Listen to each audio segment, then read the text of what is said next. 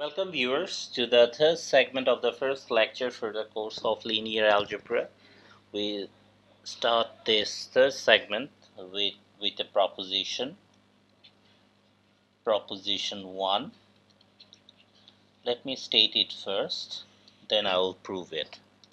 Let AB be n times n matrices if both of these matrices are invertible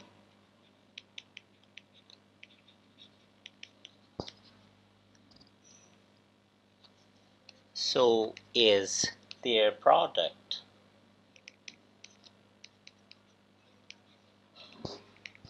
AB, and the inverse of AB is equal to the inverse of B times the inverse of A. Okay.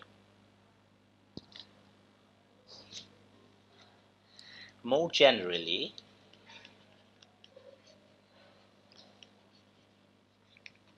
if A1 all the way up to AM are invertible,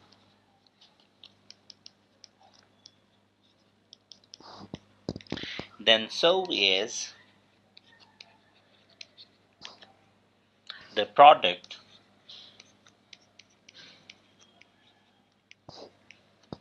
A1 times all the way up to AM, and its inverse is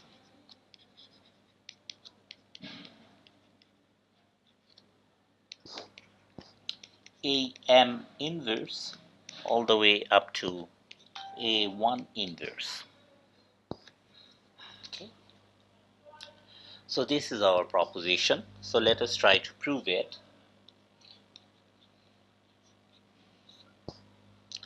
Assume that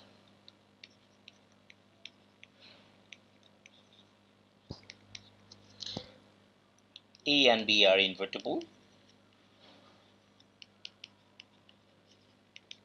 Okay. We check that the inverse of AB is B inverse times A inverse, right? So this means that we have to check if the inverse of AB is indeed B inverse times A inverse. Okay, so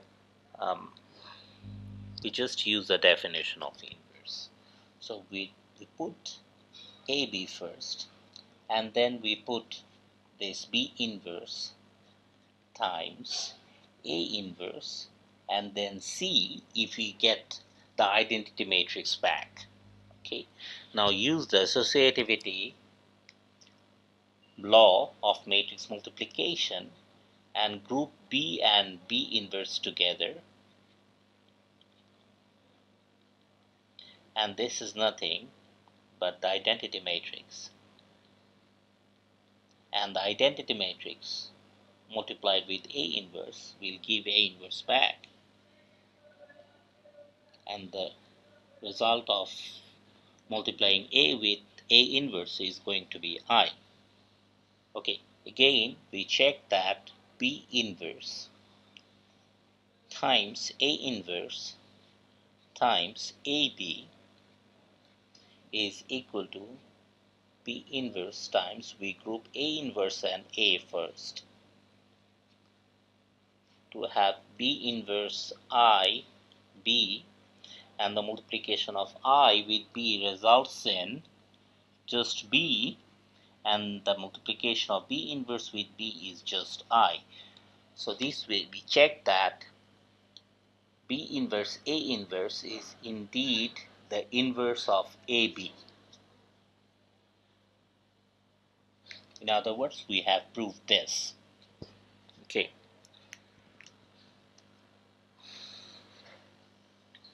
Now, for the last assertion, we use the method of induction. Okay, for the last assertion,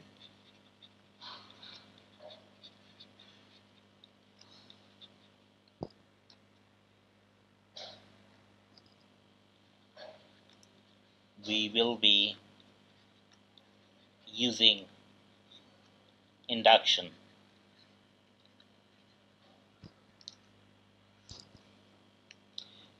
Okay, so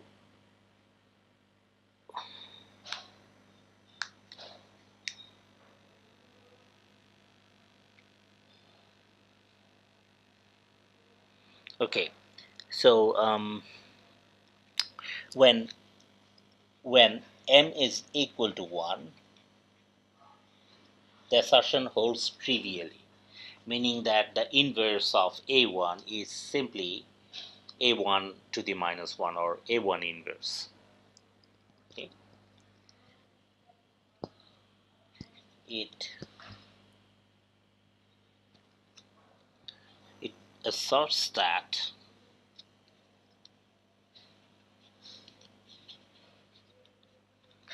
the inverse of a1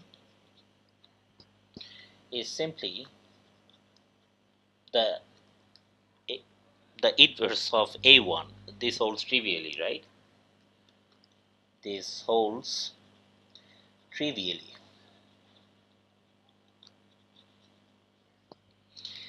Next, we assume that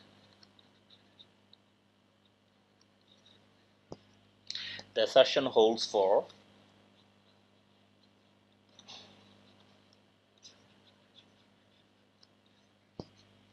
m equal to k, right? Then we have to show that it also holds for m equal to k plus 1.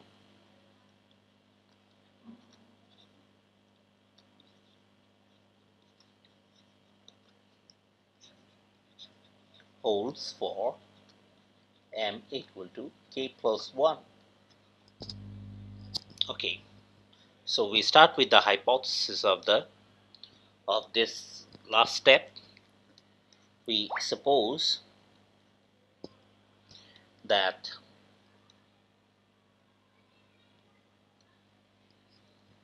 a1, a2, all the way up to a k plus 1 are invertible n times n matrices. Okay, so we take k plus 1 invertible matrices, invertible n plus n times n matrices. Okay, and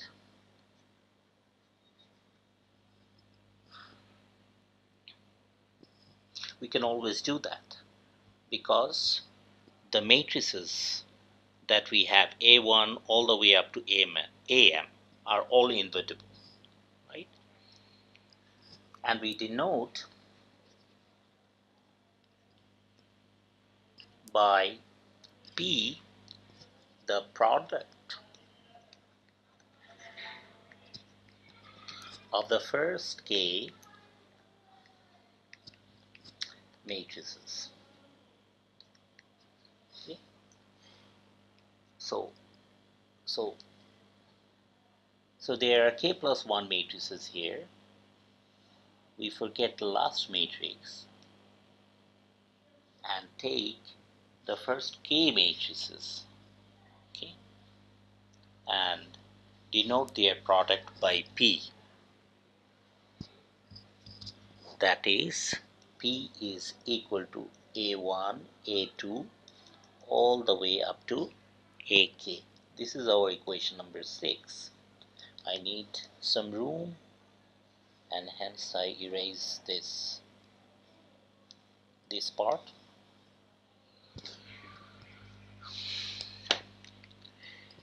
Okay, and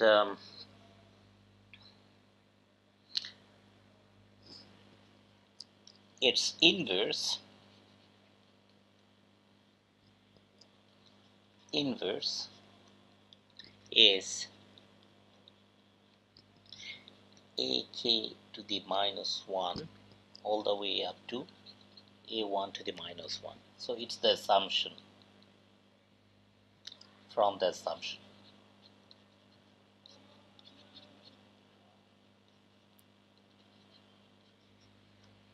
This is our equation number 7. Okay. Also we know that a sub k plus 1 is invertible, right? A k plus 1 is invertible. Therefore,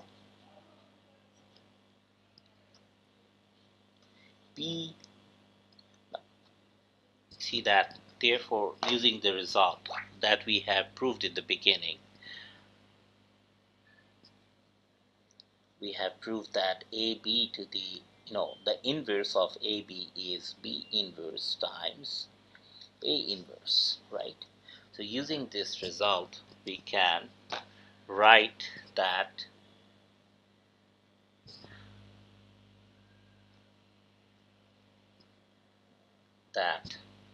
P times A sub k plus 1 is going to be invertible as well, and the inverse of this resulting matrix is given by ak plus 1 inverse P inverse, which means the inverse of a1 ak plus 1 is going to be equal to ak plus 1, the inverse of ak plus 1 times the inverse of ak all the way up to the inverse of a1. Okay, this is what we can do using 6 and 7, right? So this completes the proof using induction, QED. Okay, so the last thing that we want to do for the first lecture is block multiplication.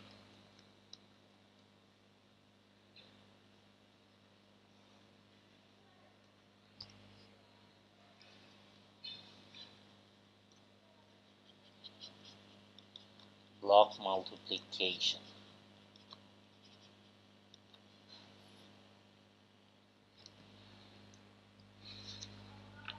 Okay, so we can decompose matrices into blocks to facilitate the given matrix multiplication. Okay, so to illustrate that, let us have two matrices, M and M prime, be matrices, and M, big M, is of size M times N, and big M prime is of size N times P, meaning that we can form the product M times M prime, which will be a matrix of size M times P. Okay?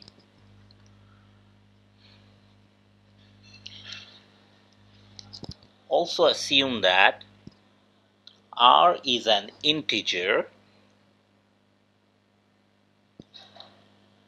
less than N, okay, and we want it to be greater than 1 or equal to 1. Okay. Now we can decompose M and M prime in the following way. So we write M as two blocks, A and B, okay, and M prime as two blocks, A prime and B prime. Okay, so we decompose each of the two constituent matrices M and M prime in such a way that A has R number of columns. So there are R columns here, and we also want A prime to have R rows, and that's it. And then we can write M times M prime as A times A prime plus B times B prime. Okay, using matrix multiplication law, you should be able to verify that it can always be done. Okay. Okay, so let me give you an example of the use of this block multiplication rule.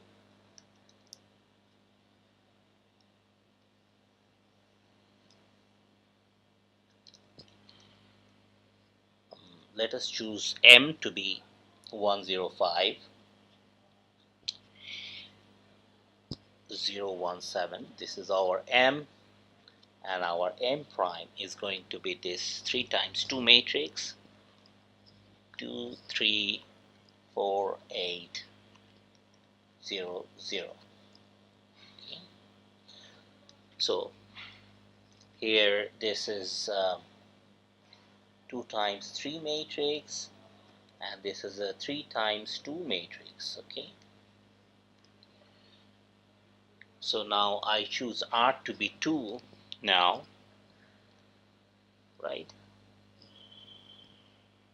because our N in this case is 3. I have to choose a number which is less than 3, an integer less than 3, and I choose R to be 2, so that the block is something like this here, and this block has to be placed here, because this guy is our A and this is our A prime. All we want is that the number of A, the column number of A should be the same as the row number of A prime. So if we choose the partition here, then we are good. Okay, so and we can check that well, according to the rule of block multiplication, it is going to be 1001 times the 2 times 2 matrix 2, 3, 4, 8 plus 5, 7, a column vector, times the row vector 0, 0. Okay, so this is an this is 2 times 2 identity matrix, so this is simply 2, 3, 4, 8, and we get a 2 times 2 0 matrix, right? So what we have finally is 2, 3, 4, 8. So using ordinary multiplication, you check that you indeed get this 2 times 2 matrix. Okay. Okay. Now let me erase everything. We may also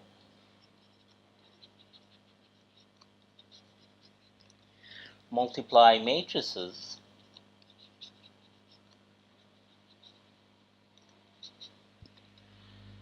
divided into blocks.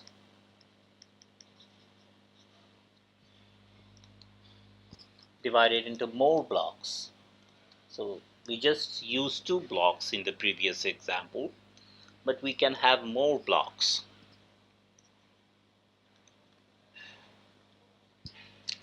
For our purposes, the decomposition into 4 blocks will be the most useful. decomposition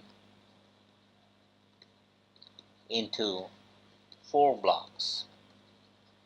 Okay, let's see how we do that. So we need R plus S to be N in order to do that. Okay, um, so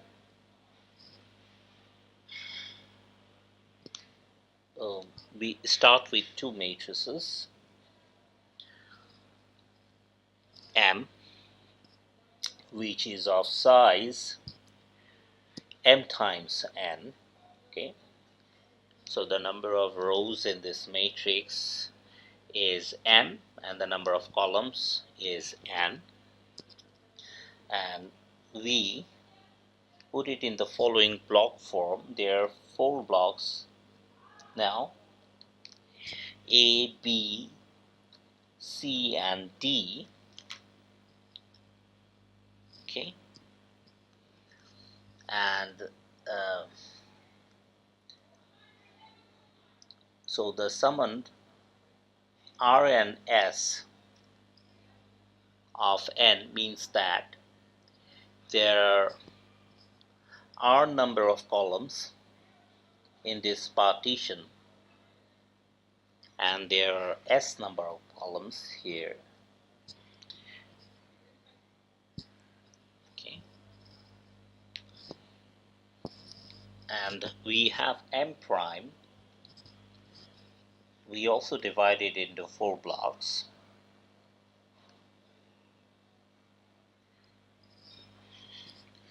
A prime, B prime, C prime, D prime,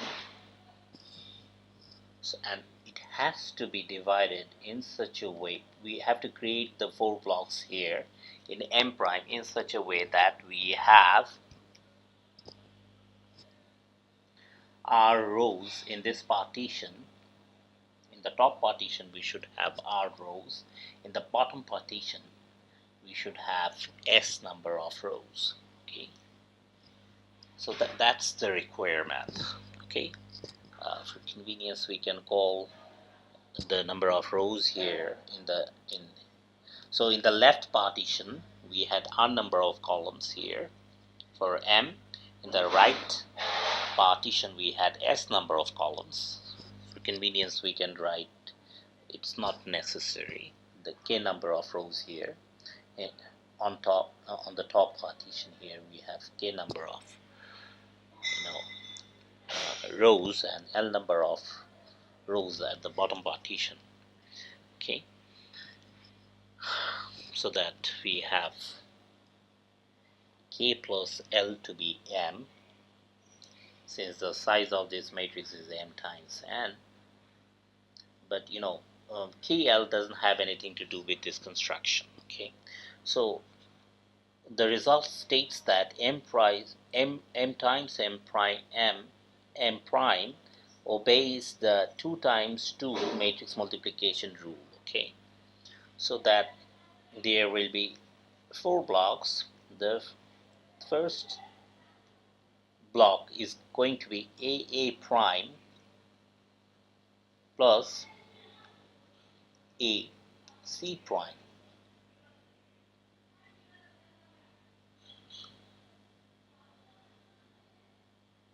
You see that both AA prime and AC prime makes sense, since the number of columns of A is the same of, sorry, I think I made a mistake here, AA prime times plus B times C prime. Okay, just the 2 times 2 matrix multiplication. And it makes sense since the number of columns of A is the same as the number of rows of A prime. So that A times A prime is going to be a matrix, a well-defined matrix. And and BC prime makes sense since the number of columns for B is going to be the number of rows in C prime, which is S, right? So here we are going to have AB prime plus BD prime. Here we are going to have CA prime plus CC prime. Finally, we have DB prime plus DD prime. Here, just check that the number of columns of D is the same as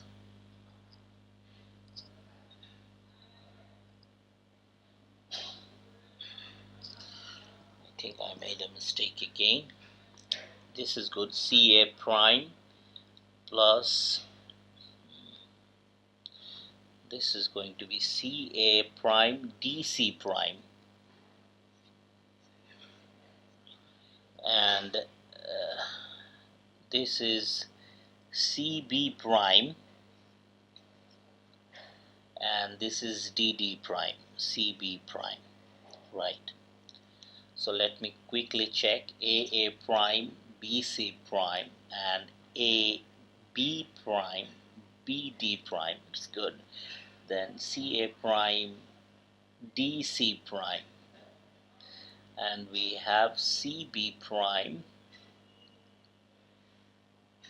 and DD prime. Okay, so let's check that this makes sense because number of columns of C is R, and the number of B prime should be R as well, yes, and the number of column of D is S, and the number of D prime should be S as well. The number of rows in D prime is S as well. Okay, so they make sense. So this is how you do the matrix multiplication for 4 blocks of matrices.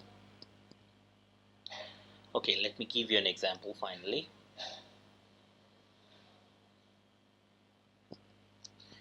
Example,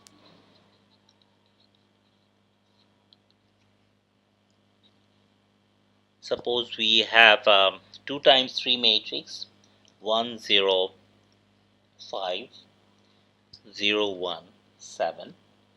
This is the first matrix, and we have a second matrix 2 3 1 1 4 1 0 0 0 1 1 0.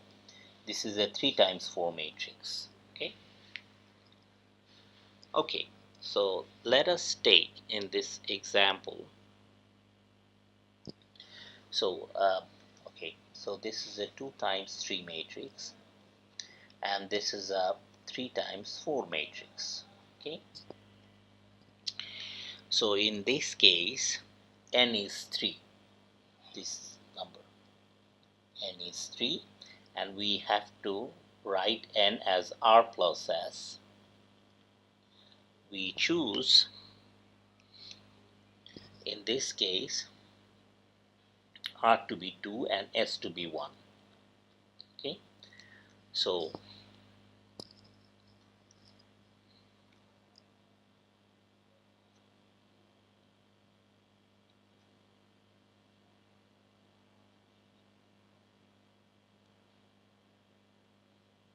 okay, I want to erase it. Okay, so this is, so just the column number I can write it as, so this is going to be our partition. So this is 2 plus 1, and this is going to be the other partition, right? This is also 2 plus 1, right? This partition. Okay, so this thing is quite arbitrary, so I make this guy be like this, and this thing to be like this, to have 4 blocks.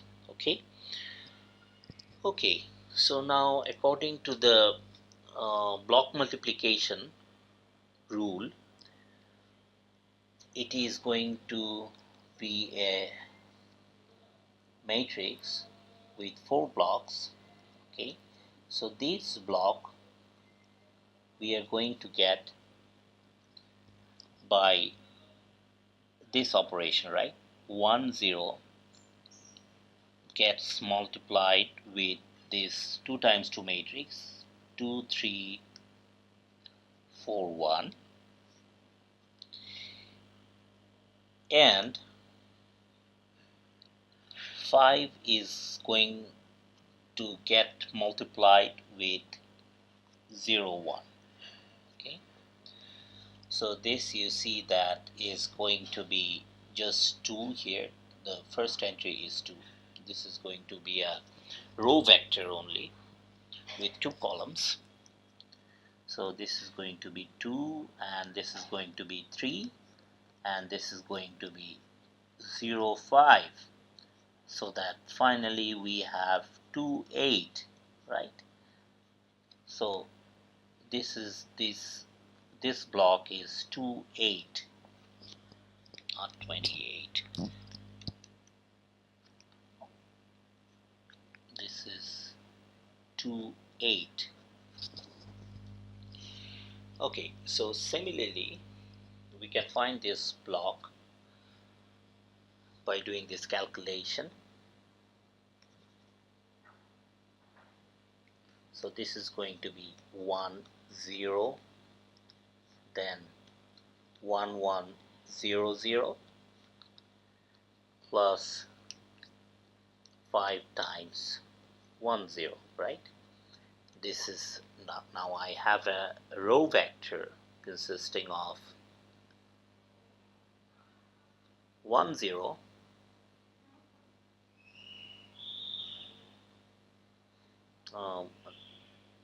1 0 1 0 is 1, and 1 0 1 0 is 1 again, 1 1 plus 5 0, which gives us 6, right? 6 1. So this is going to be 6 1, right? Similarly, you can go on to compute this entry, and this entry is going to be equal to 0 1 getting multiplied with 2 3 4 1,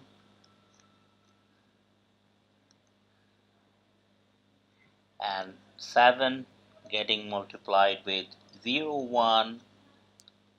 So the first entry is 4, and the second entry is 1, and that gets added to 0 7, so that you have 4 8, right? Which is 4 8. This block is 4 8. Finally, we need to find this block. So let me do the calculation here. Again, you have 0 1 getting multiplied with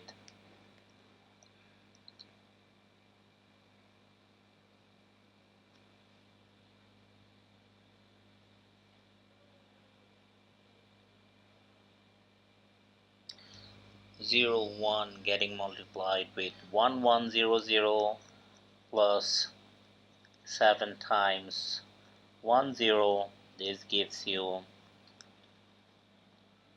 a row vector consisting of 2 columns, which is 0 here and 0 here and 0 here, and this is 7 0.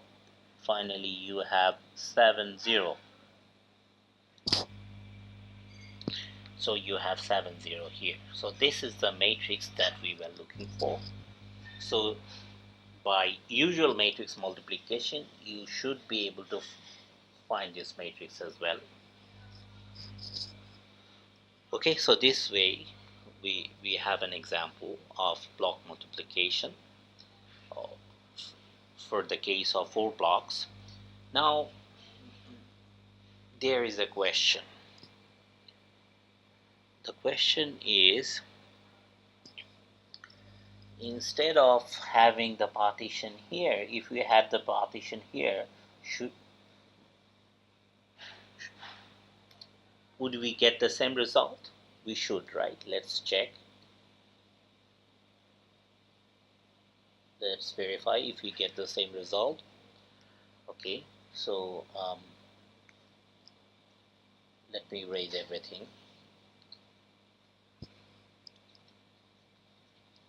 So we do the same example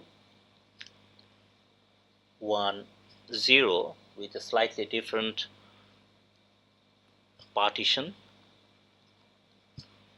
So for the first matrix we use the same blocks, but for the second matrix we use slightly different blocks.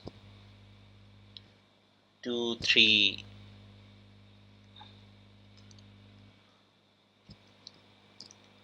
2 3 1 1 4 1 0 0 and 0 1 1 0. So we do the blocking in the following way. We cannot change this partition, okay? It has to be the same as before, because this is 2 plus 1 and this has to be 2 plus 1. Okay, so now we use these blocks, and then again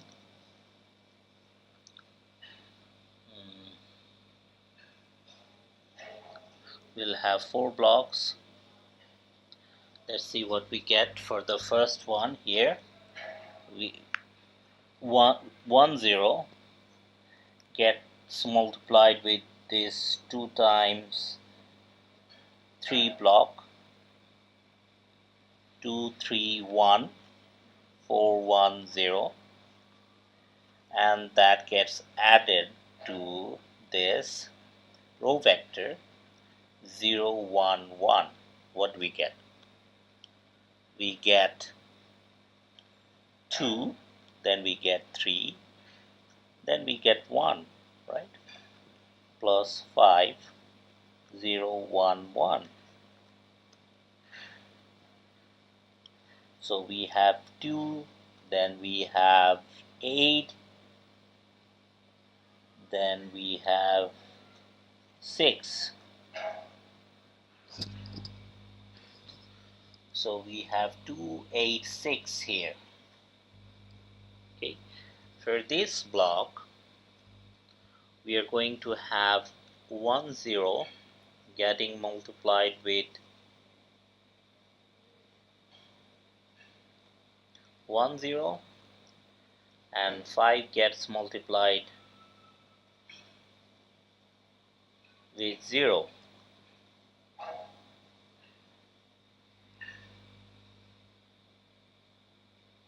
So that we have 1 here, and we have 0.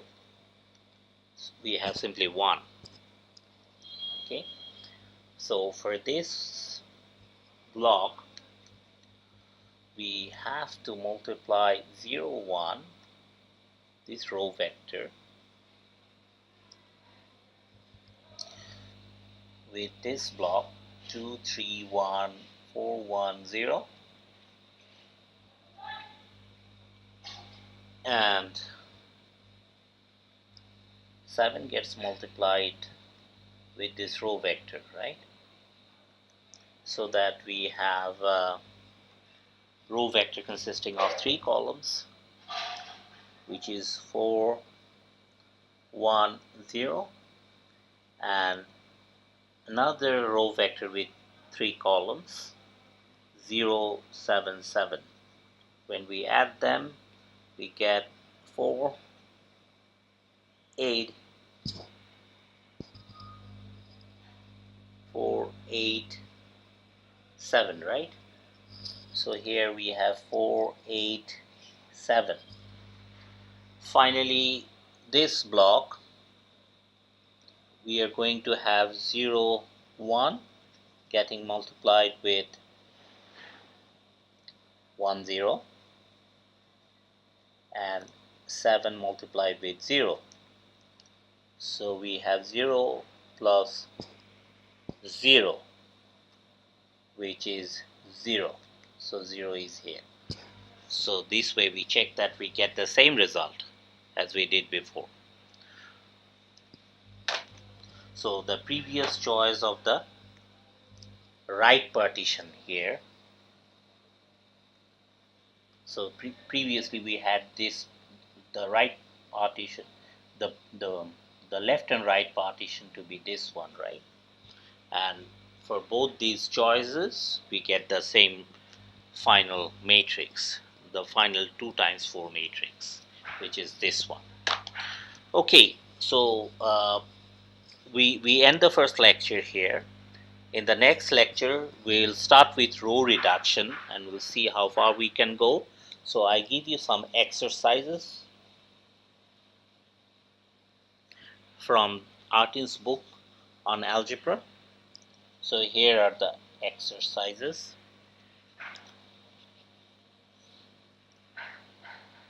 One, basic operations, page 31. Okay. 2a, 3, 4, 5. In problem number 5, you have matrices written in this way. Okay. So whenever some entry is missing, it means that that's 0. Okay. So it is the same as this 2 times 2 matrix. Okay. So this is number 5. Then you need to do number 7, number 8, number 11, number 12, number 16, and finally number 19.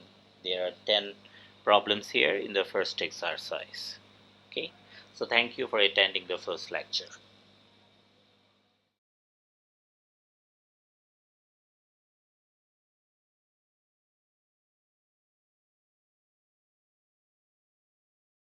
Welcome viewers to the second lecture for the online series of lectures for the course of linear algebra. In the last lecture, we discussed the definition and various basic operations involved in the business of matrices, but we did not mention precisely where these entries of the matrices are coming from. The entries of the matrices belong to a certain structured set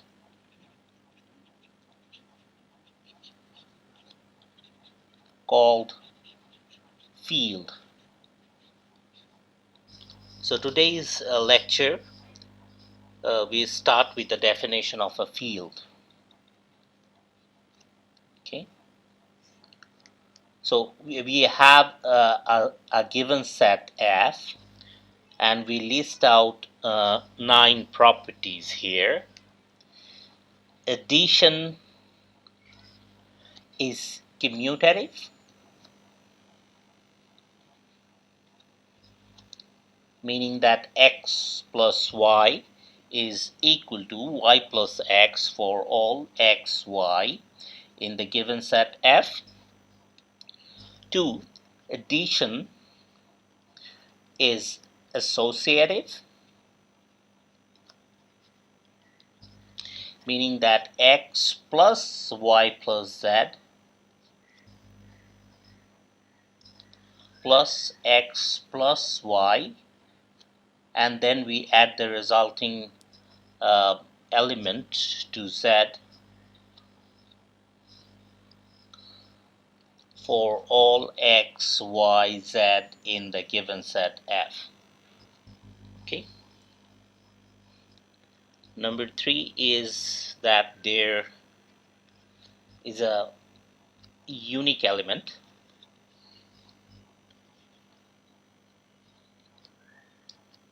zero in F such that x plus 0 is equal to x for all x in F. Okay, and it actually tells us that x plus 0 is equal to 0 plus x is equal to x. We did not mention it separately because we already mentioned the commutativity of the addition at first, you know, here as a first property. Okay, the fourth one being to each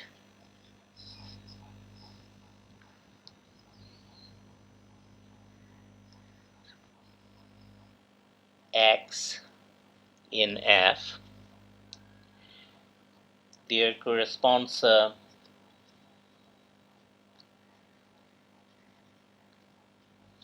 unique element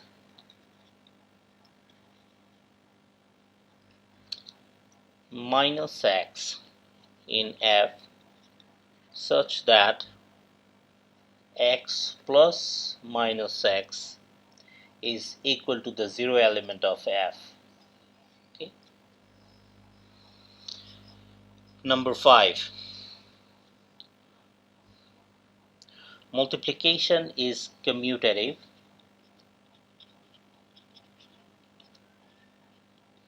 is commutative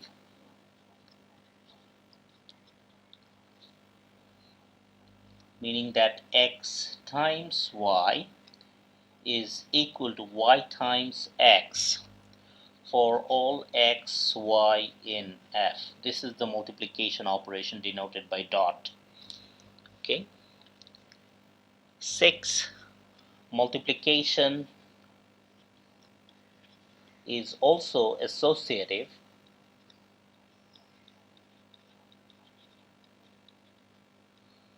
which means that x dot y dot z is equal to x dot y dot z for all x, y, z in F. The seventh property tells us that there is a unique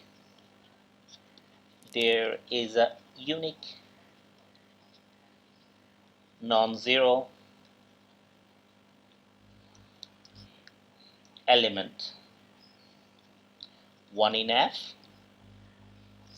such that x dot 1 is equal to x for all x in F.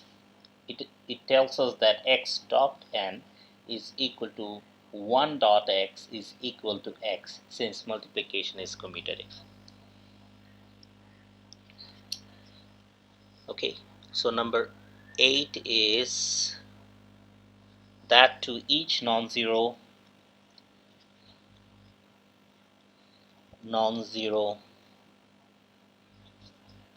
x in F there exists a unique element x to the minus 1, also denoted as 1 over x,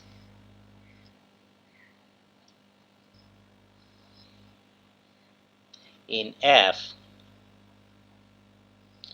such that x times x inverse is going to be equal to the 1, this element 1.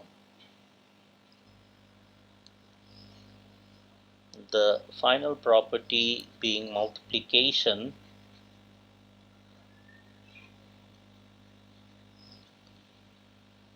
distributes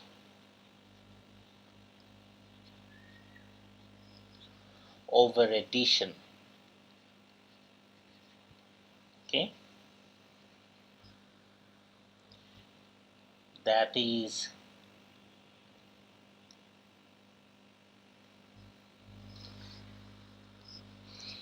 x dot y plus z should be the same as x dot y plus x dot z for all x, y, and z in F. Okay, so these are the 9 properties that F should satisfy, this set should satisfy with respect to two operations, addition and multiplication, between its elements. Okay, so F is a set with the two defined operations plus and dot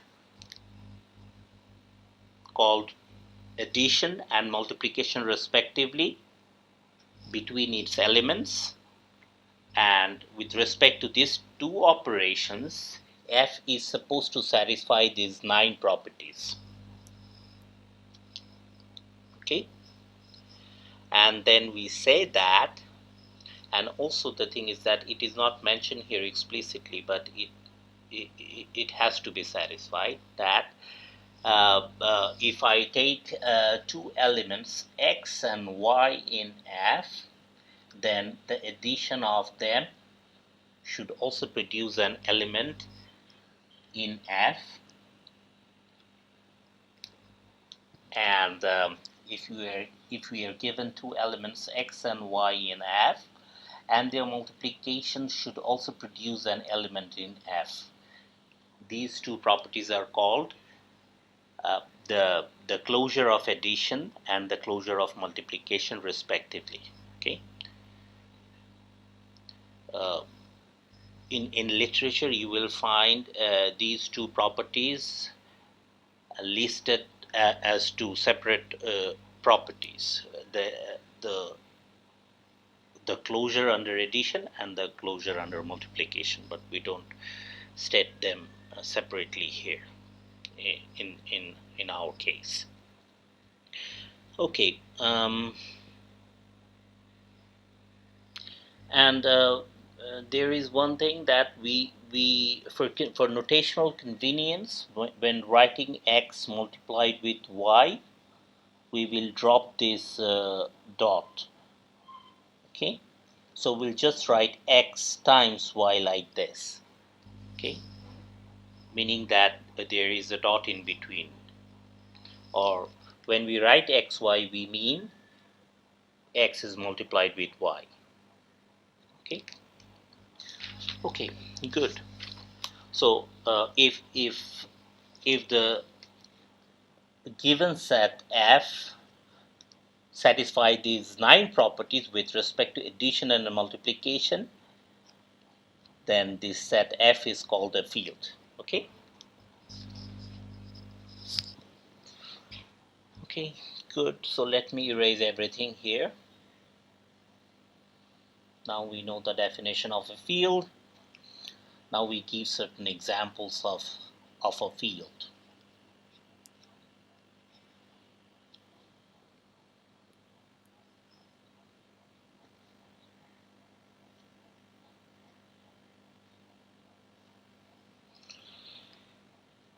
The first one that we mentioned is the set of complex numbers denoted by this bold-faced C. Okay, so this is the set of complex numbers, and this set with respect to standard addition and multiplication between complex numbers becomes a field. Okay, so it is left as an exercise for you. So let me write down the standard addition between two complex numbers. A plus IB added to C plus ID is going to be equal to A plus C plus I times B plus D. Okay, and the multiplication of these two complex numbers A plus IB and C plus ID is given by AC minus BD plus I times AD plus BC, right? Okay, so with respect to these two operations, addition and multiplication, you are supposed to check that um, C forms a field. Okay, so you have to check that all the 9 properties listed before are going to be satisfied under these two operations for the set of complex numbers. Okay, so do this. Now we define a subfield of the set of the field of complex numbers. A subfield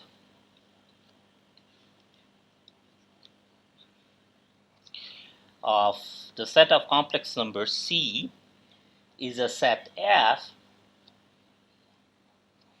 of complex numbers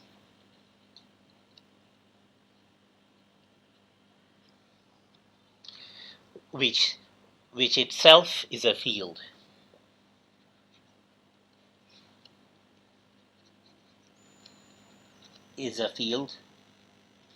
Under the same usual addition and multiplication of, you know, uh, under the same addition and multiplication that the field of complex numbers is equipped with. Okay, so this itself is a field under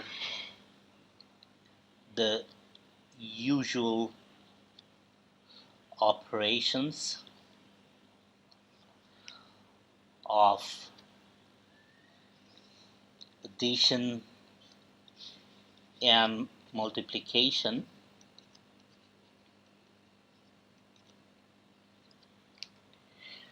of complex numbers.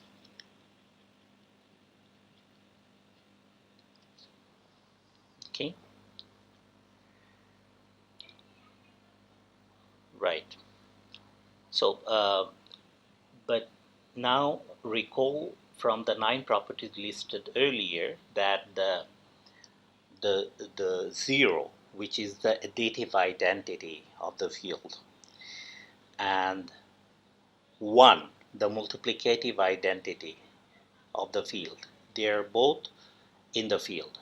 Since we require the subfield of the field of complex number to be a field by its own right, we also require these two distinguished elements of the field to be in the subfield as well, right? So 0 and 1 must be in the subfield. Also, if x and y are in the field, so are x plus y minus x, x times y, and the multiplicative inverse of x, provided x is not equal to 0, of course. They are all in F. Okay, and only then we'll have the the the subset F of complex numbers to be a field, and then we'll say that the subset F of complex number is a subfield of the field of complex numbers. Okay, an example of such a subfield is the field of real numbers denoted by R. Okay, so this is an example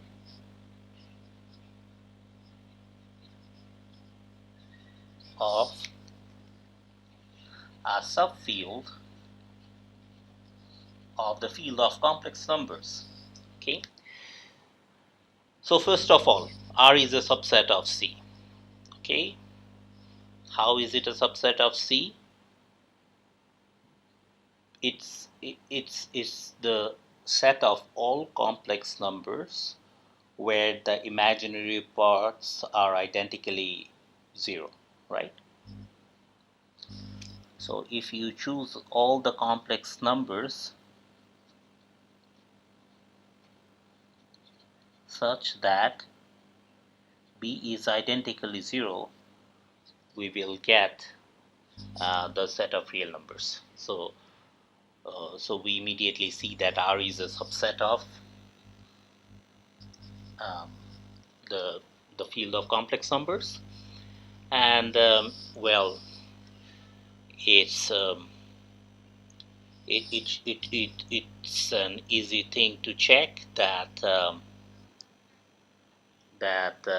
R satisfies all the listed 9 properties of a field. Okay. Now I need to give you an example that is not a field. The set of all positive integers. Okay. Say which is the set of these numbers, right? 1, 2, 3, all the way up to infinity, which we write at z plus, right? This is a set of all positive integers. Okay, this is a subset of the field of complex numbers, but it is not a subfield for various reasons. The first being that 0 is not, the additive identity 0 is not here in this set of positive integers. So that's a problem. And given a positive integer n, its additive inverse minus n is not a positive integer. Okay, that's another problem. And also, given a positive integer n in z plus, its multiplicative inverse 1 over is not in z plus. And for these 3 reasons, z sub plus is not a subfield of the field of complex numbers C. Okay, we don't need to show that it fails in these 3 aspects. It's enough to show that one of them fails. Okay, but we check explicitly that 3 of them fails. 3 of them fail, and hence z plus is not a subfield of the field of complex numbers. Okay, similarly, using similar reasoning, one can show that the set of integers, the set of all integers denoted by z, okay, from minus infinity all the way up to minus 3, minus 2, 0, minus 1, 0, and then plus 1, plus 2, plus 3, all the way up to infinity. This set of integers is not a subfield of C, although it's a subset of C. You see that given an integer n in Z, its multiplicative inverse 1 over n is not in Z. Okay.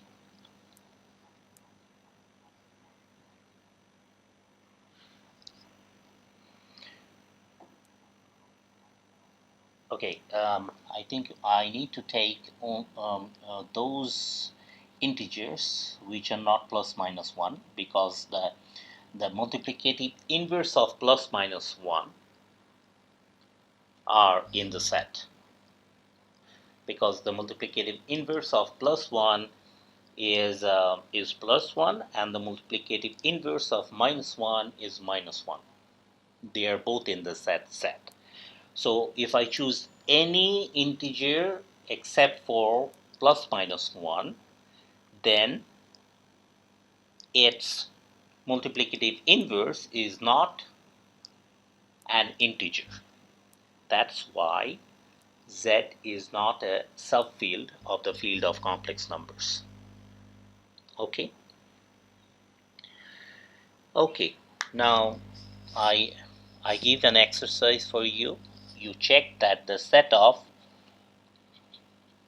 all rational numbers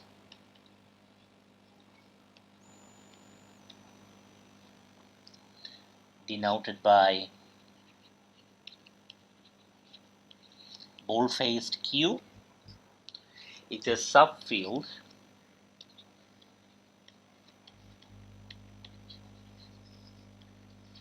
of the field of complex numbers C.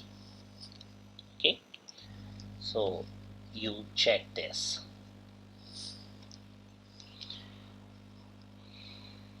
Okay, so another example is the set of all complex numbers, in fact real numbers, of the form x plus y times square root of 2, where both x and y are rational numbers, is a subfield of C.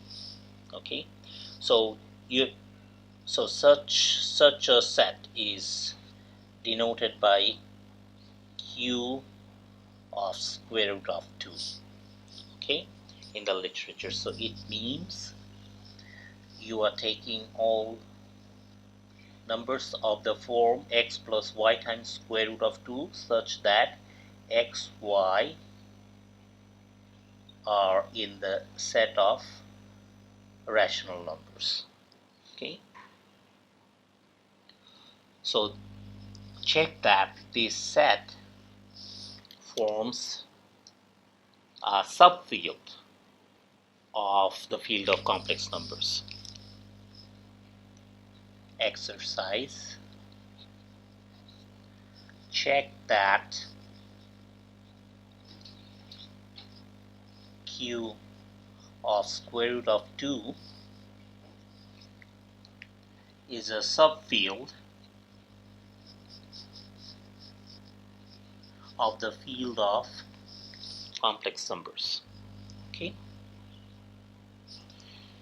Okay. Now we start discussing systems of linear equations. Back to core topic of linear algebra. Systems of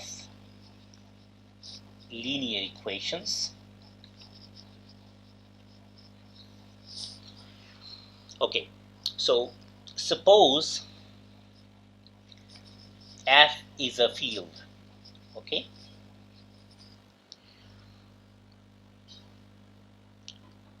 so the problem that concerns us now is to find an n-tuple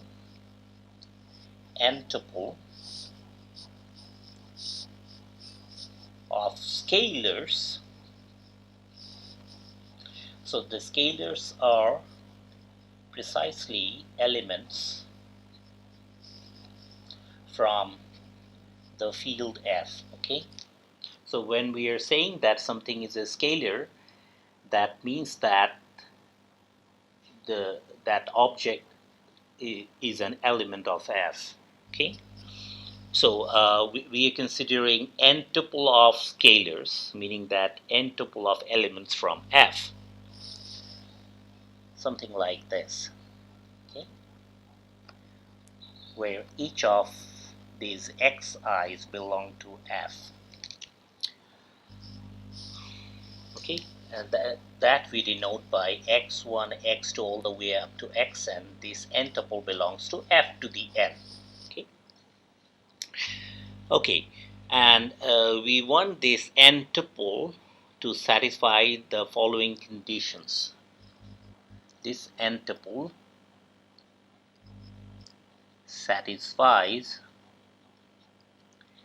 the conditions a11x1 plus a12x2 all the way up to a1n, xn is equal to y1. This is a linear equation in these unknowns x1, x2 all the way up to xn. Okay, and the second equation in xi's is a21 x1 plus a22 x2 all the way up to a2n xn is equal to y2. Finally, our nth equation reads am1 x1 plus am2 x2 plus all the way up to amn xn is equal to ym. Okay, here these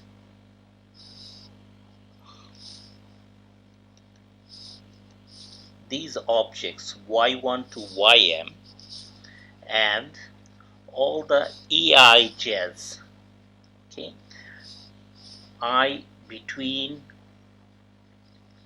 1 and m, you see I is running from 1 to m and j is running between 1 and n. Okay, see this way, 1, 2 all the way up to n. So all these aij's and the yi's are given elements of the field F. Okay, all right, they are all given.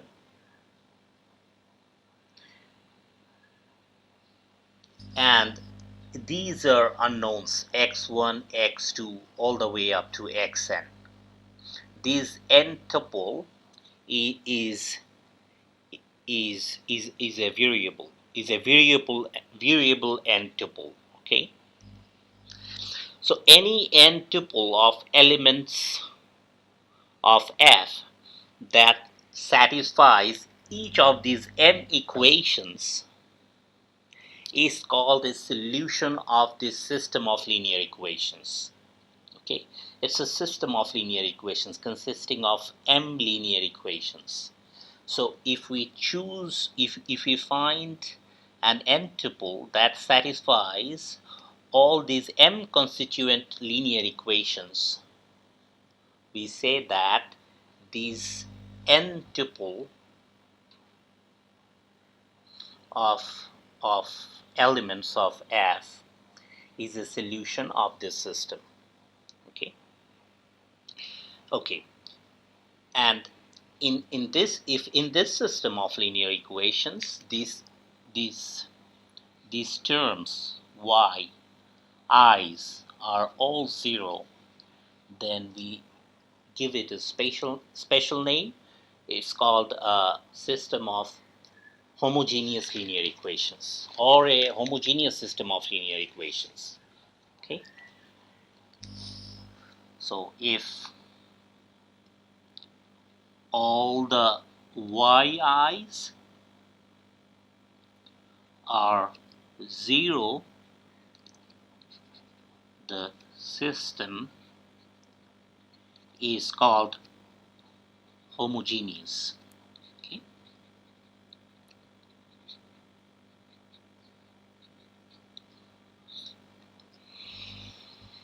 good. All right, now the terminology of linear combinations. Okay, consider multiplying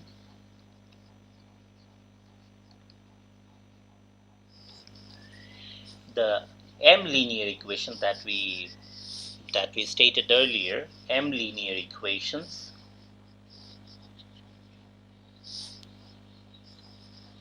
so we number that system with 1, of 1 by constants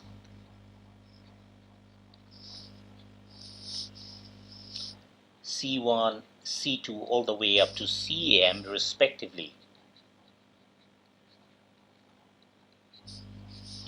and adding them to form a new linear equation, and adding them to form the following new linear equation.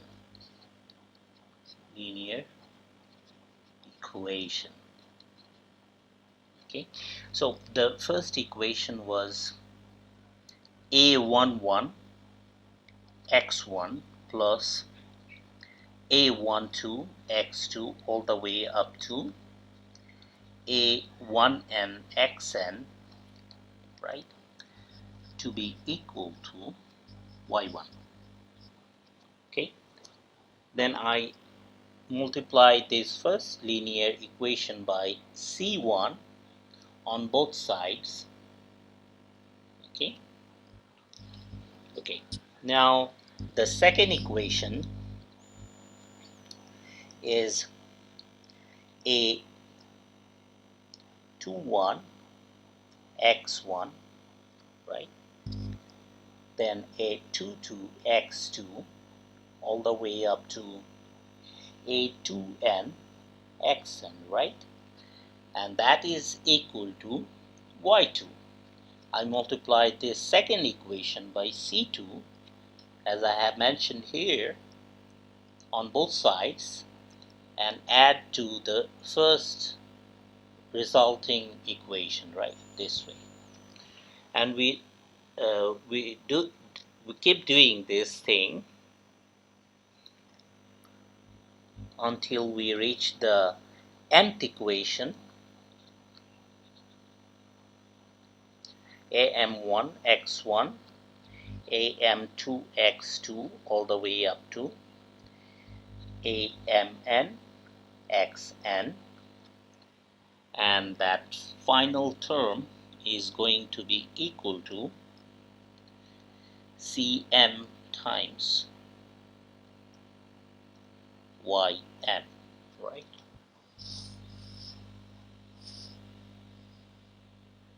So this is what we denote by number by 2, this linear equation, the new linear equation that we have found, by multiplying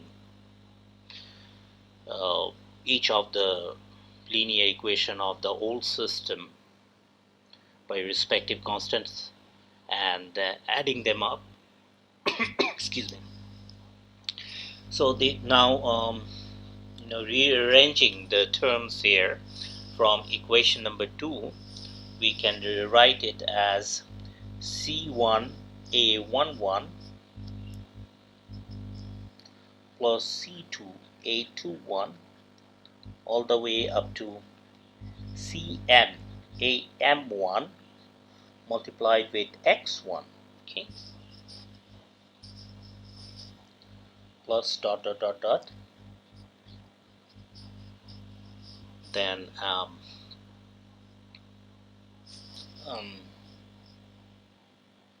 c1 a 1n plus c2 a 2n plus all the way up to cm a mn times xn is equal to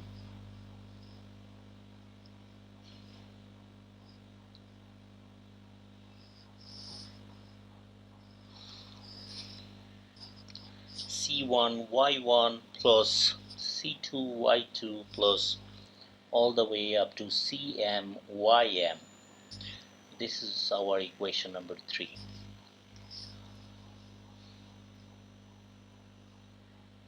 Equation 3 represents the new linear equation in n unknowns, okay, with these coefficients, okay, and the inhomogeneity term given by C1y1 plus C2y2 plus all the way up to Cm ym. Okay. Alright, so we had the old system 1 consisting of m linear equations. We took the linear combinations of these constituent m linear equations to form this equation number 3, which is our new linear equation with coefficients these all the way up to this, and the inhomogeneity term C1y1 plus C2y2 plus all the way up to Cm ym. And now one immediately sees that if this n tuple of scalars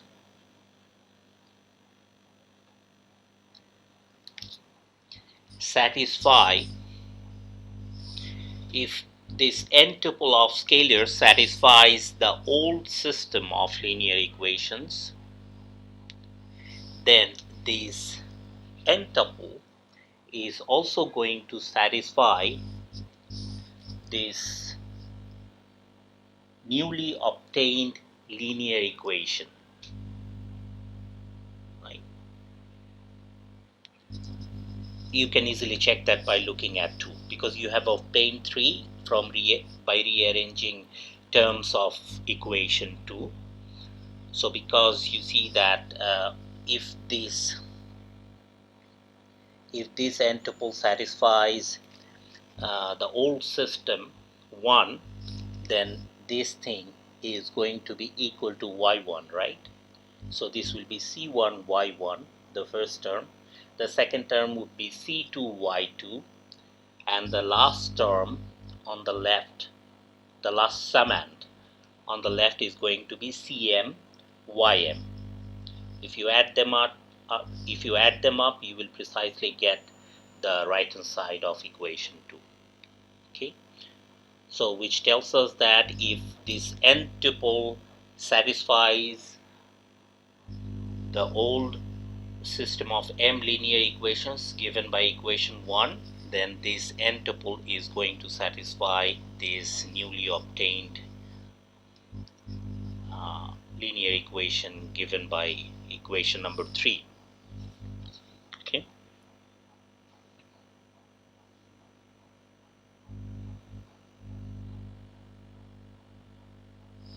Okay, so let me erase everything here. I need space. Now,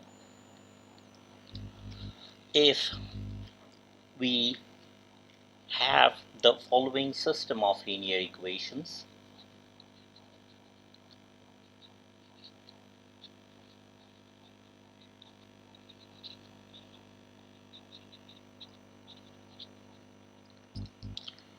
B11 x1 all the way up to B1n xn is equal to z1,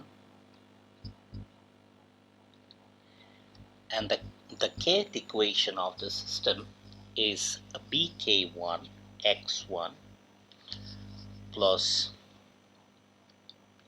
all the way up to bkn xn is equal to zk. Okay, this is a given system of linear equations which we number by 4, where each linear equation in 4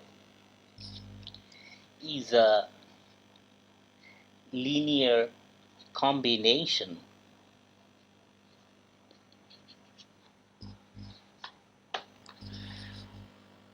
of the linear equations in 1.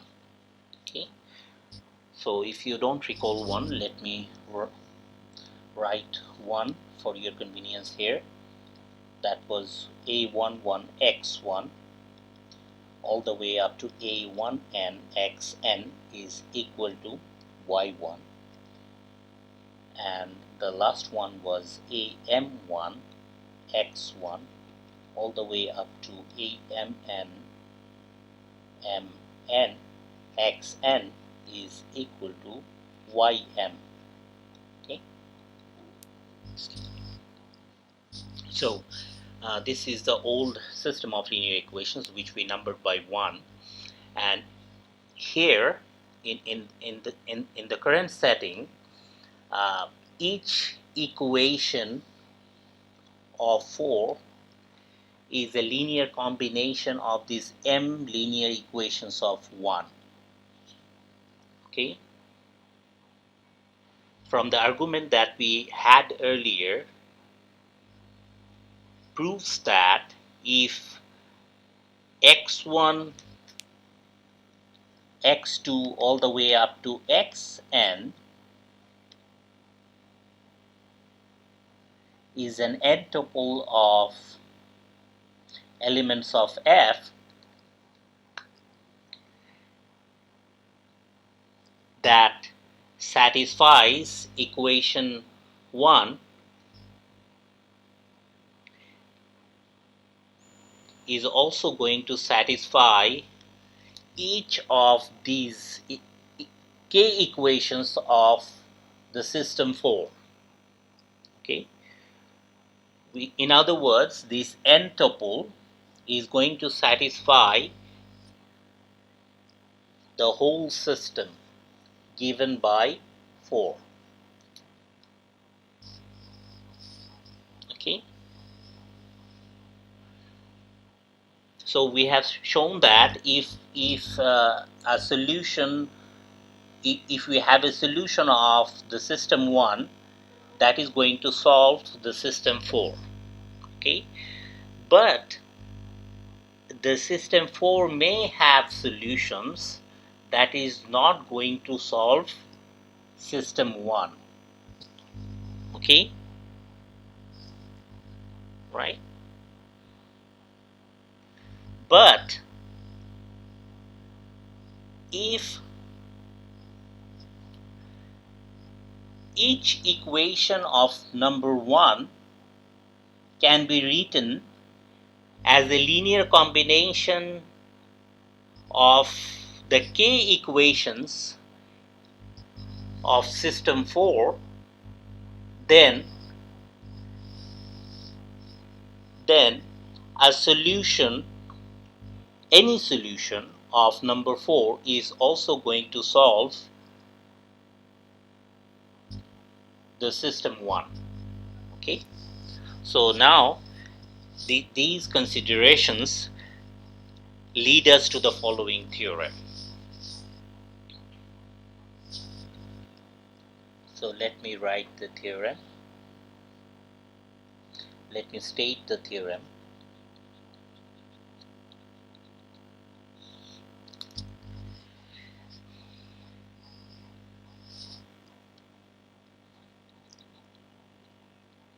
Equivalent systems of linear equations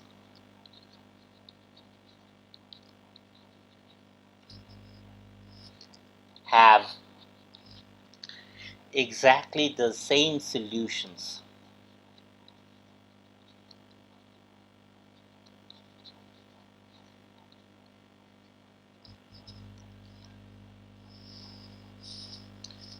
So I shed some light on what it means by equivalent systems, but I did not define it directly. Let me do it now. Two systems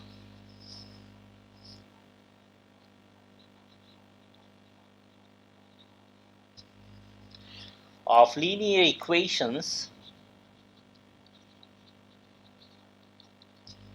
are said to be equivalent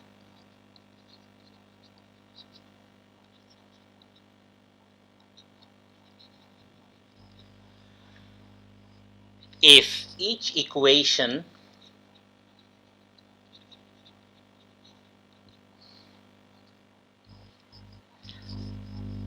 in each system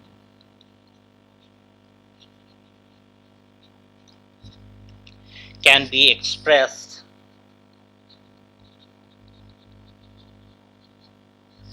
as a linear combination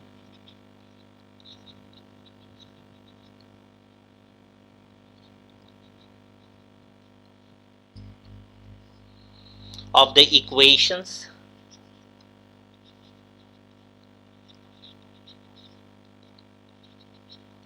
in the other system.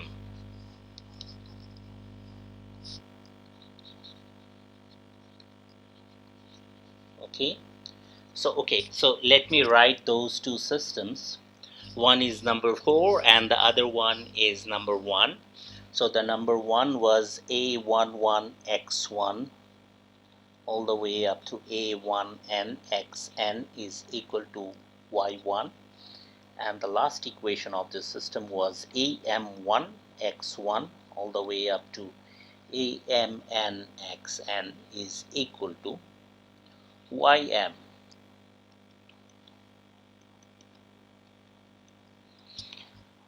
Okay, so this was the first system numbered by 1, and our equation number 4 was the other system given by b11 x1 all the way up to b1n xn is equal to z1, and the kth equation of the second system was bk1 x1 plus all the way up to b sub kn xn is equal to z sub k. Okay, this was our equation number 4. Okay, so these two systems will be equivalent if each equation of 1 can be written as a linear combination of the k equations in 4. Also, each equation of 4 can be written as a linear combination of the m equations in 1. Okay, and then we'll say that these two systems are equivalent. And the theorem tells us that equivalent systems of linear equations have exactly the same solutions. Okay.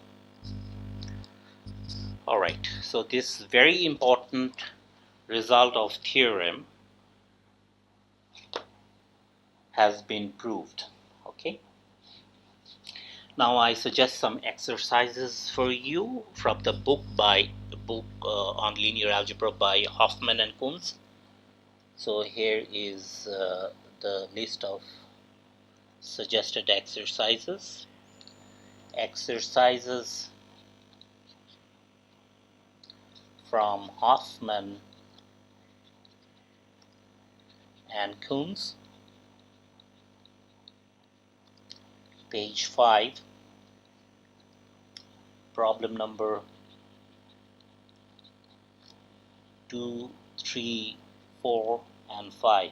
Okay, and also try 6. Okay, these are the 5 problems you need to solve. Okay, so I'll end the first segment of the second lecture here. In the second segment we will start talking about elementary row operations.